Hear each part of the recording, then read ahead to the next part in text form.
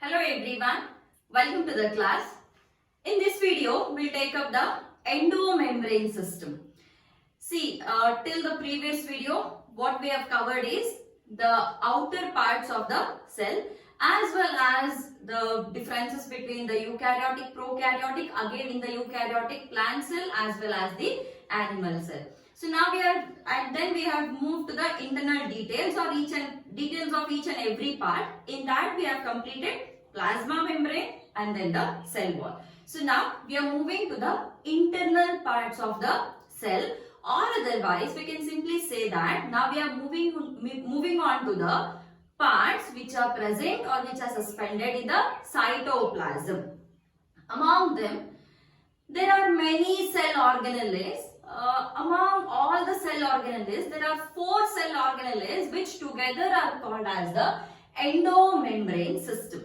We already know which are the cell organelles present in the cytoplasm of a eukaryotic cell.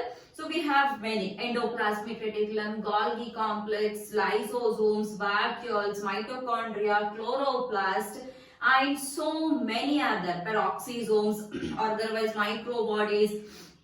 So there are many cell organelles. Among all the cell organelles, there are 4 cell organelles wherein their functions are constituted together. That is, all those 4 cell organelles will function together, and those 4 cell organelles which function in a coordinated manner are called as the endomembrane system. So which are those 4 cell organelles which constitute the endomembrane system? Among them, the first one is endoplasmic reticulum. Endoplasmic reticulum. Second one is Golgi complex. First one is endoplasmic reticulum. Second one is Golgi complex. And then third one is lysosomes. Then fourth one is vacuoles. Endoplasmic reticulum, Golgi complex, lysosomes and the vacuoles. Anyways, third and fourth,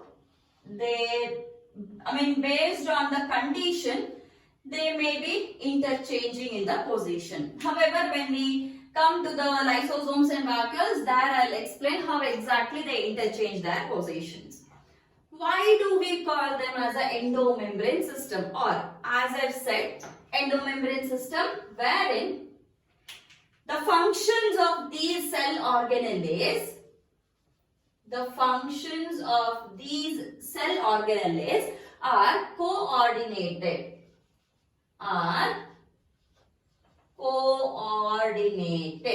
What do you mean by this coordination? How exactly the functions are being coordinated? Firstly, we'll see the individual functions. Endoplasmic reticulum. What is the major function of the endoplasmic reticulum?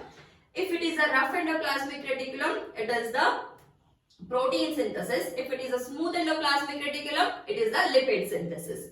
Then Golgi complex. What happens in the Golgi complex? In the Golgi complex, it is usually the packaging. Okay? Packaging happens in the Golgi complex. What happens in the lysosomes? In the lysosomes, we have hydrolytic enzymes which can digest the unwanted materials. What happens in the vacuoles? Vacuoles, we know that they are mainly for the storage. So now, how exactly they are being coordinated? In the endoplasmic reticulum, what happens? The lipids and the proteins are first synthesized. Lipids and proteins are synthesized. After the synthesis, they are sent to the Golgi complex, wherein they are being packed properly. Once they are packed, then they are sent for the storage. If in case there is any unwanted material, then it is sent to the lysosome for the digestion.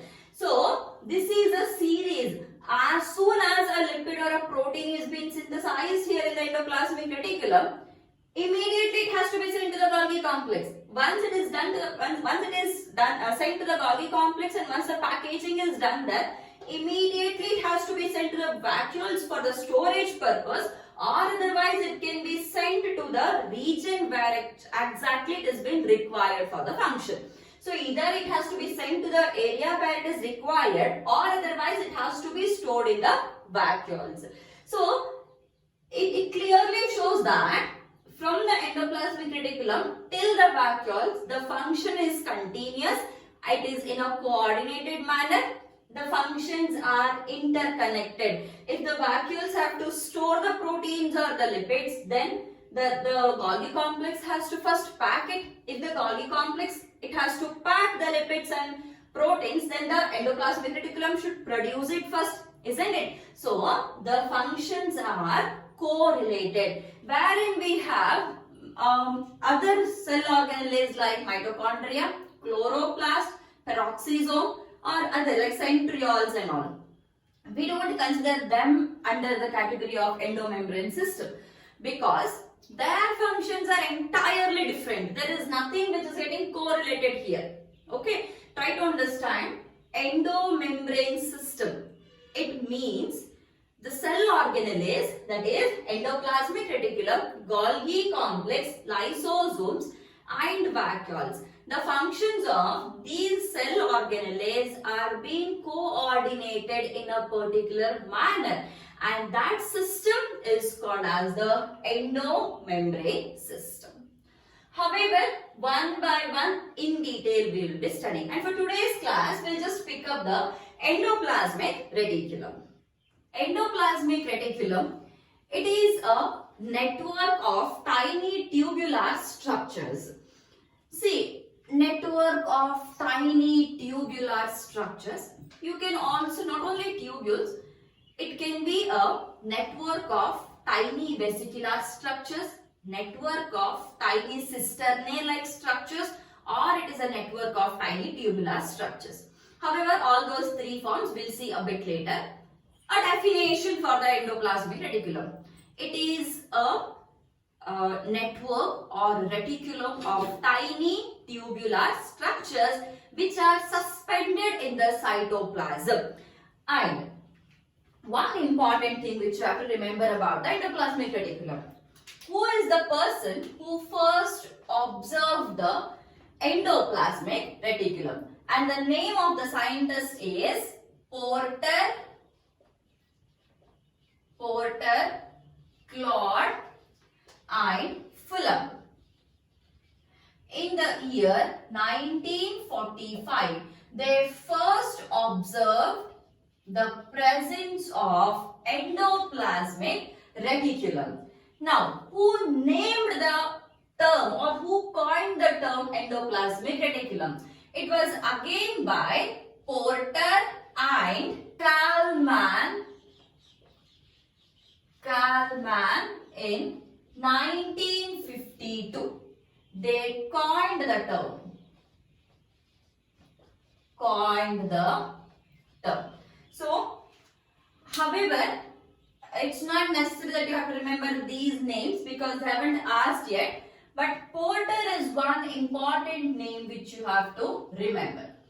Porter has been asked many a times. In the match the following also they have asked, wherein they have given mitochondria, chloroplast, endoplasmic reticulum, ribosomes on one side. On the other side, they have given various scientist names who have actually observed it for the first time. So, remember the name of the Porter. He is the one who has observed also, and he is there in the group who have coined the term endoplasmic reticulum.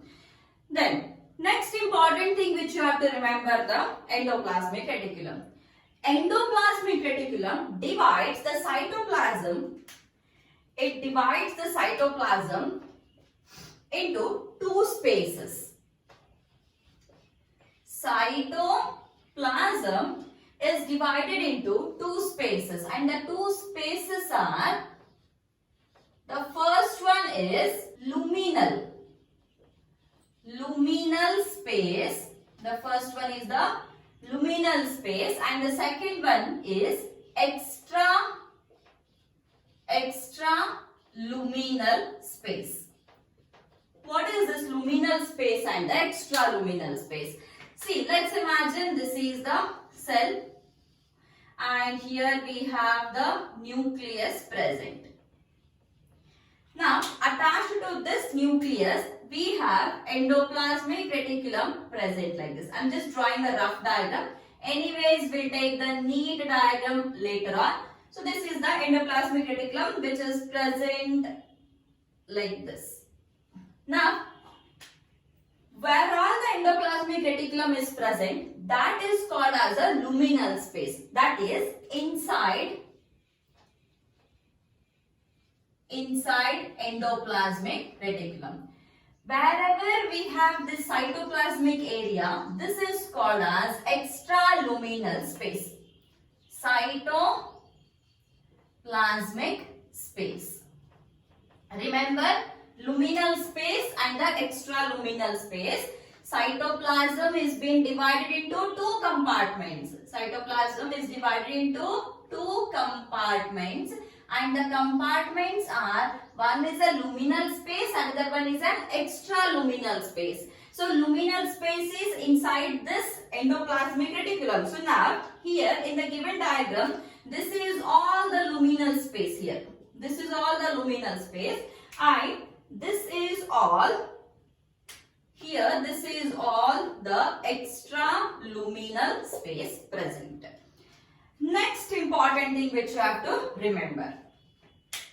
There are two forms of endoplasmic reticulum. Everyone knows this, that there are two forms of endoplasmic reticulum, that is rough endoplasmic reticulum and smooth endoplasmic reticulum. But what is important here is, what is this rough endoplasmic reticulum, what is smooth endoplasmic reticulum, and what are the other names given to the rough and the smooth endoplasmic reticulum. So, endoplasmic reticulum, this is divided into rough endoplasmic reticulum and smooth endoplasmic reticulum. I am just writing the short forms.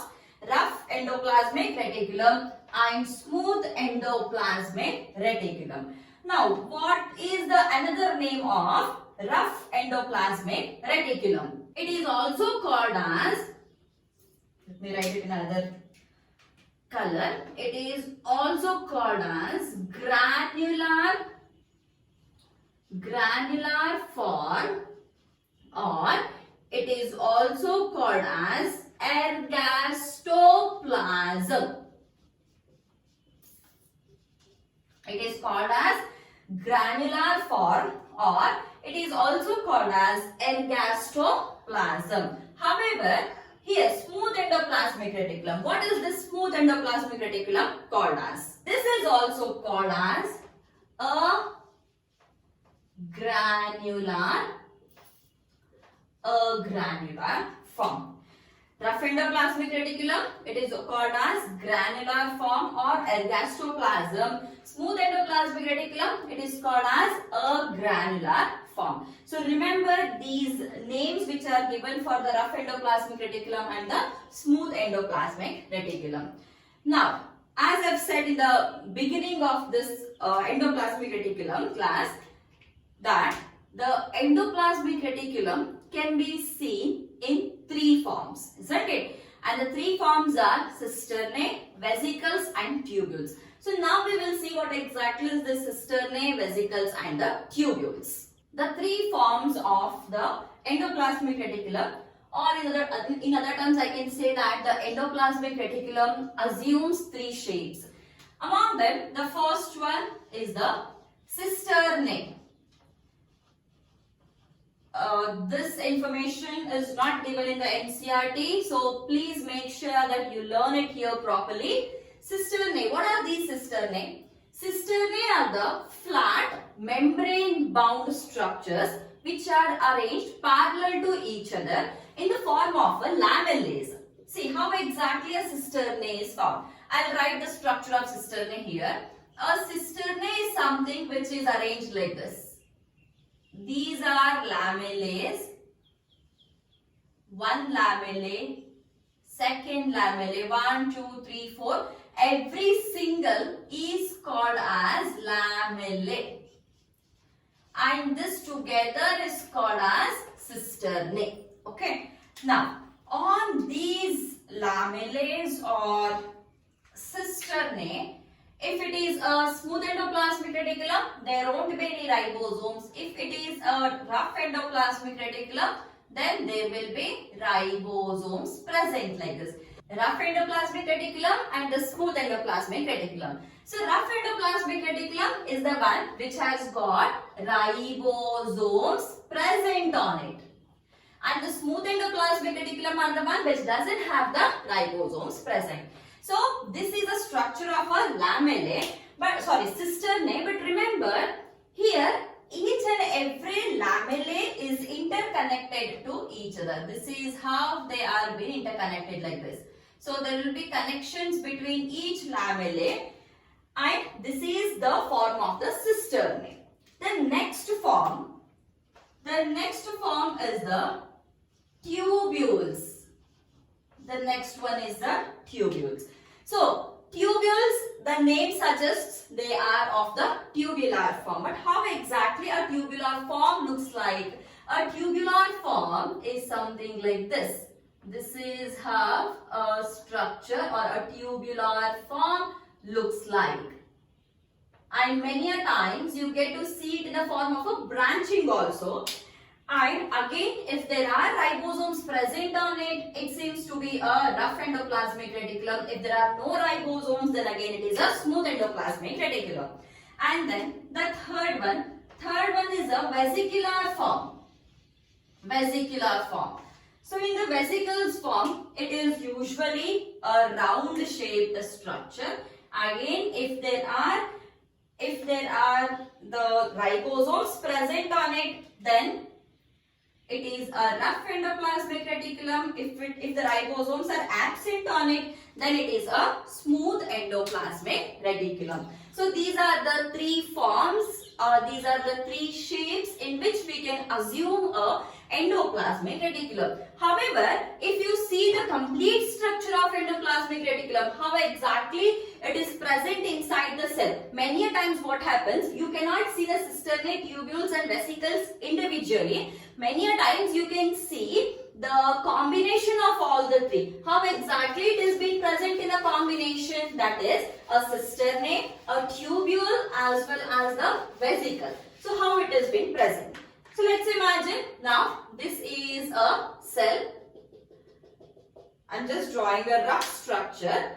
In the cell we have this nuclear space. I'm just drawing a very small nucleus because we'll have to highlight on the endoplasmic reticulum. Now let's start it from here. See, this is a structure of a cisternae present, and these are how they are being connected. I'm just drawing three cisternaes. Now, these three cisternaes are connected like this by the connections present. Now, last cisternae, this may give rise to a tubular structure like this. Now, this is giving rise to a tubular structure like this. And finally, it may end up in the form of a vesicle, which will now go and connect to the Golgi complex. So this is how it is present in the form of a combination of these three, that is cisternae, tubules and the vesicles. So this is about the structure of the endoplasmic reticulum. Remember one important thing here, that endoplasmic reticulum is absent in, I'll write it here, it is absent in the mature erythrocytes and prokaryotes. It is absent in the mature erythrocytes and the prokaryotes. And one more thing, this layer of, or this particular organelle is very thin as compared to the plasma membrane. It is much more thinner than the plasma membrane. So this is all about the structure of the endoplasmic reticulum. So now moving on to the functions of the endoplasmic reticulum. In the functions, again we will see the functions of rough endoplasmic reticulum separately and the smooth endoplasmic reticulum separately. functions of the endoplasmic reticulum. So first function is endoplasmic reticulum provides additional mechanical support to the cell and hence it is also called as an element of the cytoskeleton. Note this word, very important. Endoplasmic reticulum is also called as element of the cytoskeleton because it also provides the mechanical support to the cell. Then second function. It is about the rough endoplasmic reticulum. It is involved in the synthesis of the proteins because the ribosomes are present on it. Then third function, glycogen and glucose metabolism is the next function. Then smooth endoplasmic reticulum. So this is involved in the cholesterol synthesis as well as the storage. One more function of the smooth endoplasmic reticulum, that is synthesis of steroid hormones in the testes, ovary and the adrenal cortex. Then one more very important function is a modified form of smooth endoplasmic reticulum is the sarcoplasmic reticulum, and this sarcoplasmic reticulum is of striated muscles. These are storehouses of the calcium ions which are required for the muscle contraction. One more thing you have to remember here is the endoplasmic reticulum, that is the composition, 30 to 50% is lipids and 70% of the endoplasmic reticulum is made up of the phospholipids. So this is all about the structure and the functions of endoplasmic reticulum. In the next video, I'll come up with the Golgi complex, that is the next part of or next component of the endomembrane system. Thank you.